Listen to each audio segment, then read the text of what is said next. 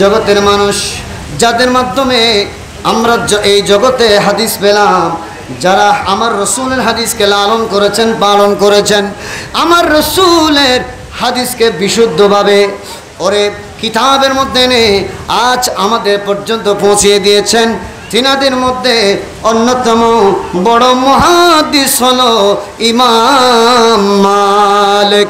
জোরে বলুন সুবহানাল্লাহ। আরো জোরে বলেন না সুবহানাল্লাহ। নাম কি বলছিলাম? ইমাম মালিক রহমতুল্লাহি আলাইহি। আহা, হাদিসের দরস দিতেন, হাদিসের দরস দিতেন, নবী রহমতুল আলামিনের হাদিসের বাণী শোনাতেন মানুষদেরকে। দেখেন হযরত আবু মুসআব রাদিয়াল্লাহু তাআলা আনহু তিনি বলছেন, এটা শেফা শরীফের মধ্যে দ্বিতীয় খণ্ড 35 পৃষ্ঠার মধ্যে নোট হয়েছে।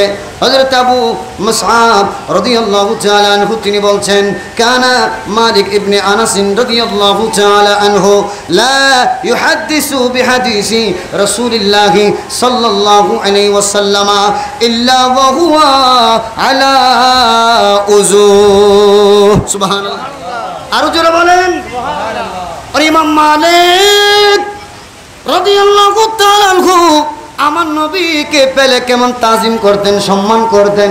যিনি আমার নবীর হাদিসে পাকে এরকম তাজিম করেন, সম্মান করেন, সুবহানাল্লাহ বলেন।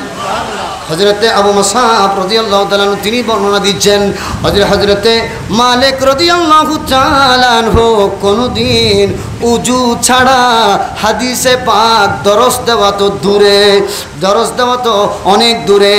হযরতে মালিক রাদিয়াল্লাহু তাআলা আনহু যখনই তিনি হাদিসে পাক ধরতেন আগে উজু কালাম সেরে নিতেন, উজু কালাম করে হাদিসে পাক ধরতেন, হাদিসে পাকের দরস দিতেন, সুবহানাল্লাহ বলেন।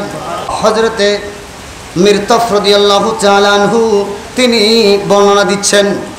দেখেন হযরত ইমাম মালিক রাদিয়াল্লাহু তাআলা আনহু ওনার কাছে যখন কেউ আসতো কোনো মাসালার জন্য বা হাদিসের দরসের জন্য, সর্বপ্রথম ওনাকে যখন আহ্বান করা হতো উনি বলতেন যে মানুষটা কী জন্য এসেছে, কে ফিকার কোনো মাসালা জানার জন্য নাকি হাদিসে পাক শোনার জন্য, হাদিসে পাক জানার জন্য।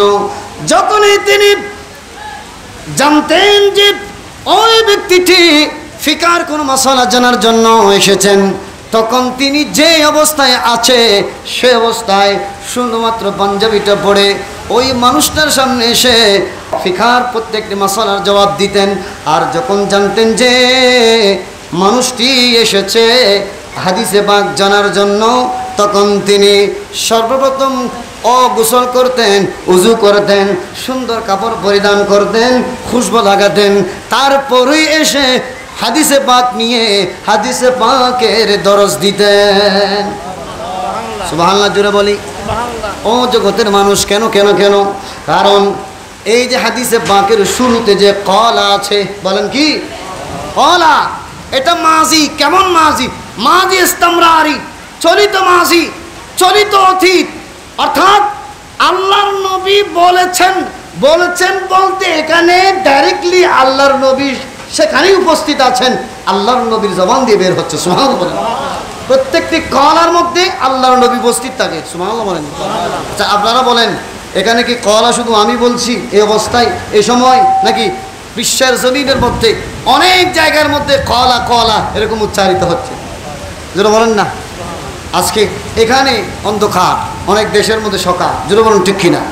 অনেক দেশে মাদ্রাসার মধ্যে দরস শুরু হয়েছে হাদিসে পাকের, সুবহানাল্লাহ বলেন। সেখানেও কলা, আরেক দেশেও কলা, আমাদের দেশেও কলা।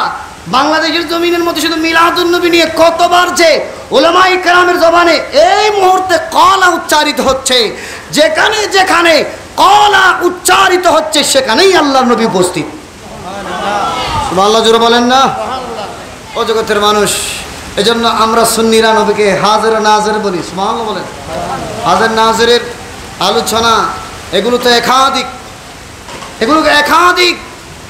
শুধু হাজির নাজির নিয়ে যদি আলোচনা করি, রাত কি রাত চলে যাবে, দিন কি দিন চলে যাবে।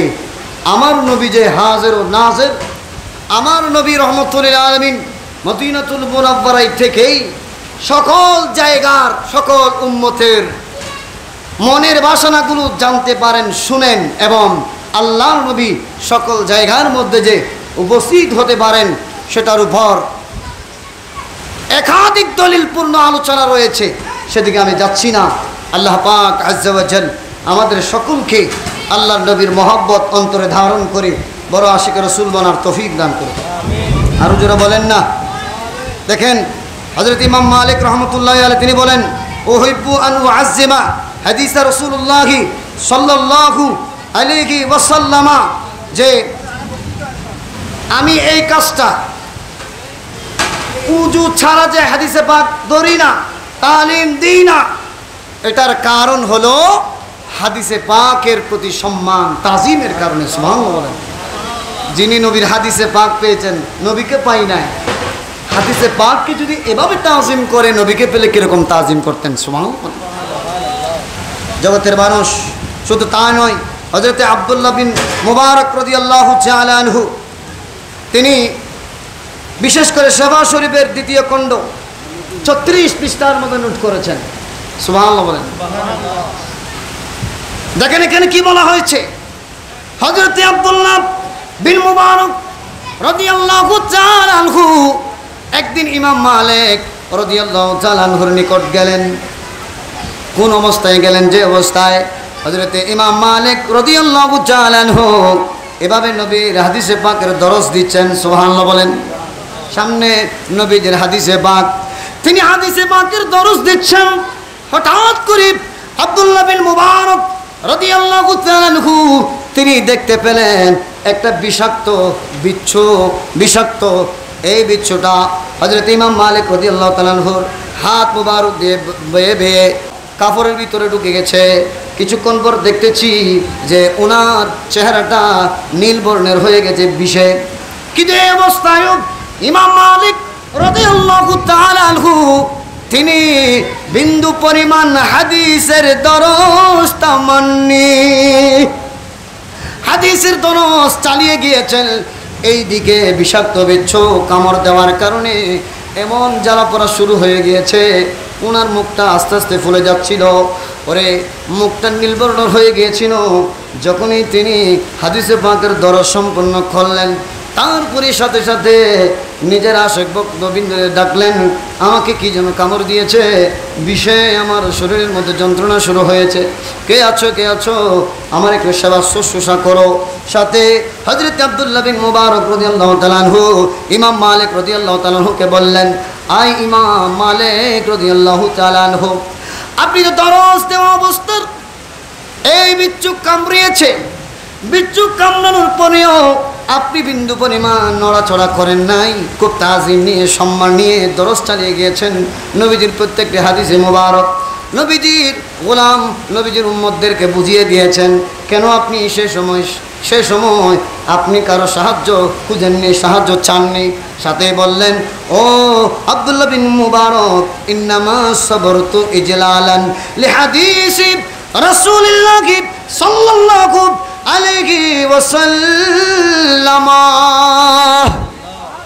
আমি ধৈর্য ধারণ করেছি, সবর ধারণ করেছি, কেননা নবীজির হাদিসে পাকের হেয়ানত হবে, নবীজির হাদিসে পাকের দরস চলতেছে।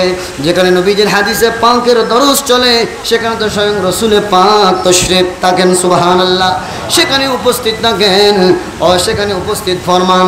এজন্য এই অবস্থায় যদি হাদিসে পাক রেখে আমি যদি আমার এই যে যন্ত্রণা এটার চিকিৎসার কাজে লেগে যায়, নবীজির হাদিসে পাকের তাজিমের মধ্যে বেহুরমতি হবে, নবী রহমতুল্লিল আলামিনের সম্মানের বেহুরমতি হবে। কাল হাসরের ময়দানে এভাবে যদি নবীজির হাদিসে পাকের বেহুরমতি করে, নবীজির অরে শান ও আজমতের বেহুরমতি করে, কাল হাসরের ময়দানে আল্লাহর নবীর সামনে আমি কিভাবে আমার মুখ দেখাবো?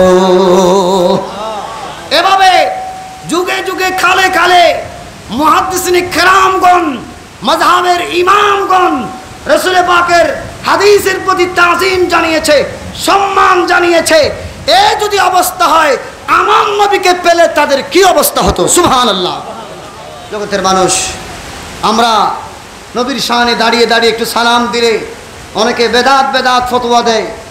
নবীর নাম শুনলে আমরা আশিকে রাসূল সুন্নিরা চুমু খেলে অনেকের গায়ের মধ্যে আগুন ধরে যায়। জোরে বলুন ঠিক কিনা?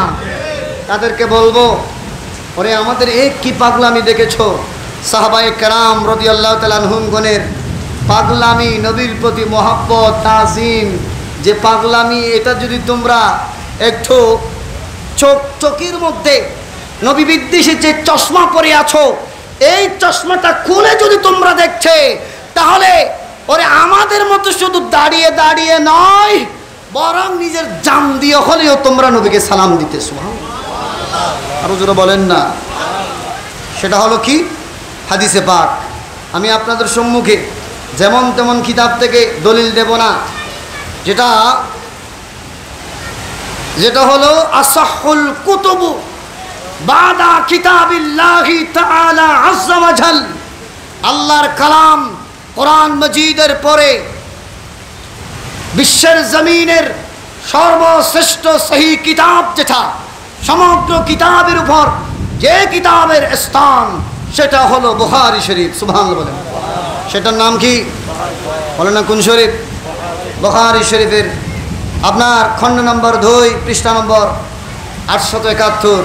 সেখানে আল্লাহ নবীজির গুরুত্বপূর্ণ, নবীজির শানে আজমতে সাহাবায়ে কেরামগণ কেমন ফানা ছিলেন, সেটার বর্ণনা দিতে গিয়ে আল্লাহর নবীজির নূরানি সাহাবা হযরতে হুযায়ফা জুরে বলেন রাদিয়াল্লাহু তাআলা আনহু, তিনি বর্ণনা দিচ্ছেন। দেখেন, আতাইতুন নবিয়্য সাল্লাল্লাহু আলাইহি ওয়াসাল্লাম, একদিন আমি যখন আল্লাহর নবীজির কাছে আসলাম, ওয়া হুয়া ফি কুব্বাতি হামরা মিন আদাবিন ওয়া রাআইতু বিলালিন আখাদা, তখন আমি নবী রাহমাতুল লিল আলামিনকে একটি লাল আবাব পড়া অবস্থার মধ্যে দেখছিলাম।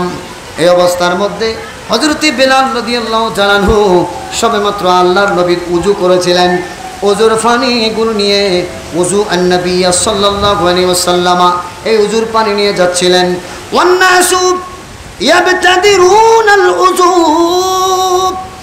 হযরতে বেলাল রাদিয়াল্লাহু তাআলা আনহু এই ওযুর পানি যেদিকে নিয়ে যাচ্ছেন, সমস্ত সাহাবায়ে কেরামগণ সেদিকে দৌড় মারলেন। সুবহানাল্লাহ, জোরে বলি হযরতে বেলাল রাদিয়াল্লাহু তাআলা আনহু যেদিকে যাচ্ছিলেন, সাহাবায়ে কেরামগণ সেদিকে যাচ্ছিলেন। ফামান আসাবা মিনহু শাইআন তামাসসাহা বিহি, যে যা পেয়েছে ওযুর পানি সাহাবায়ে কেরামগণ হাতের মধ্যে নিয়ে কতক্ষণ বুকের মধ্যে মালিশ করতেছেন, চেহারার মধ্যে মালিশ করতেছেন, অঙ্গ প্রত্যঙ্গের মধ্যে মালিশ করতেছেন। সুবহানাল্লাহ বলেন। শুধু তা নয়, আখাযা মিন বিলালিন সাহিবিহি, ও জগতের মানুষ শুনুন, হাদিসে পাকের মধ্যে এভাবে ঘোষণা হয়েছে, যারা পায়নি তাদের অবস্থা কি? যারা পায়নি তারা দৌড়াচ্ছেন, যারা পেয়েছেন তাদের কাছে। সুবহানাল্লাহ বলেন। যারা পেয়েছে, যারা বুকের মধ্যে মালিশ করেছে, তাদের দিকে দৌড়াচ্ছে। একটু তাদের মুখে হাত দিয়ে হলেও, তাদের বুকের মধ্যে, পিঠের মধ্যে, তাদের শরীরের মধ্যে হাত দিয়ে হলেও মালিশ করে নিয়ে নিজের মুখের মধ্যে মাখবেন, মালিশ করবেন, বুকের মধ্যে মালিশ করবেন। এজন্য সাহাবায়ে কেরামগণ রাদিয়াল্লাহু তাআলা আনহু নবীর উযুকৃত পানির জন্য হাহাকার করতেন। সুবহানাল্লাহ। নবীর উযুকৃত পানির জন্য সাহাবায়ে কেরাম রাদিয়াল্লাহু তাআলা আনহু পাগলামো করতেন। এমনকি হাদিসে পাকের মধ্যে এসেছে যেন সাহাবায়ে কেরামদের মধ্যে যুদ্ধ লেগে যেত। সুবহানাল্লাহ বলেন না। ইয়াক্তাতিলু আলা উযুরিহি, এই উযুর পানির জন্য যেন সাহাবায়ে কেরামদের ভিতরে যুদ্ধ লেগে যেত, অর্থাৎ কাড়াকাড়ি করত উযুর পানির জন্য। ও জগতের মানুষ, আমি একটু ইসলামী শরীয়তকে প্রশ্ন করি, ও ইসলামী শরীয়ত, কারো ব্যবহৃত পানি কি ব্যবহার করা জায়েজ আছে? ইসলামী শরীয়ত বলছেন নট, নো, কখনো জায়েজ হবে না। যেখানে মানুষের উযুর পানি কিংবা ব্যবহৃত পানি আরেকজন ব্যবহার করার যেখানে জায়েজ নেই, সেখানে আল্লাহর নবী রাহমাতুল লিল আলামিনের উযুর পানির জন্য সাহাবায়ে কেরামদের ভিতরে যেন যুদ্ধ লেগে যেত।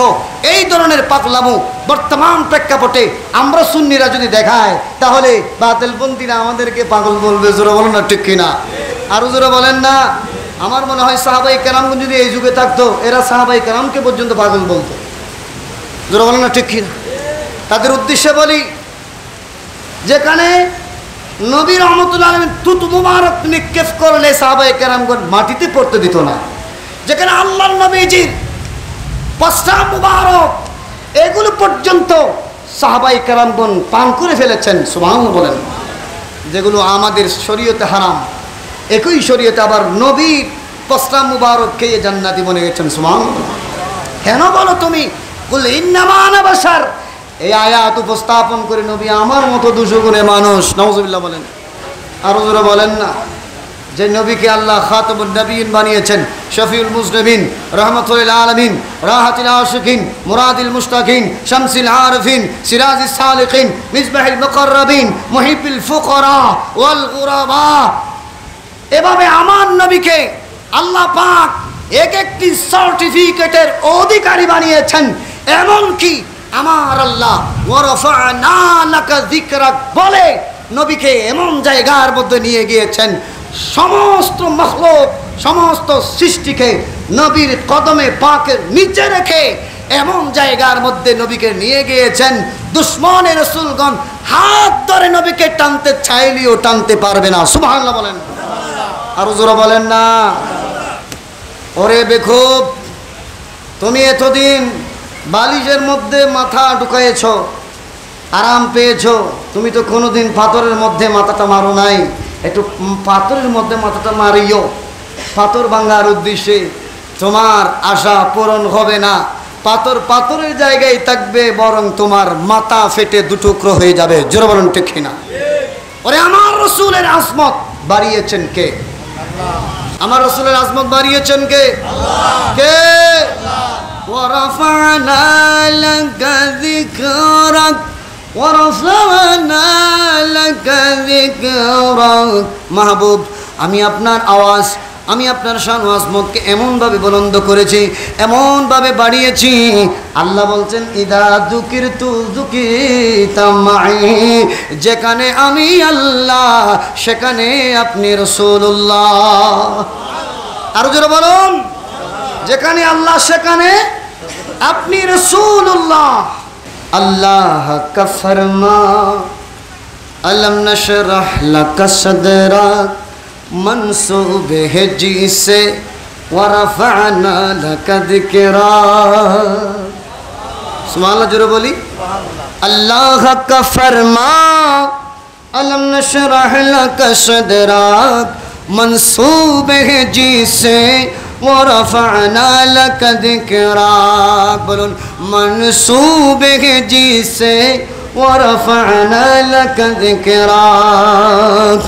اور جس ذات کا قرآن سبحان اللہ بولیں نا, جس ذات کا قرآن میں بھی ذکر جلی ہے, বলুন সেটা কাদের নবী? वो मेरा नबी मेरा नबी मेरा नबी है, वो मेरा नबी मेरा नबी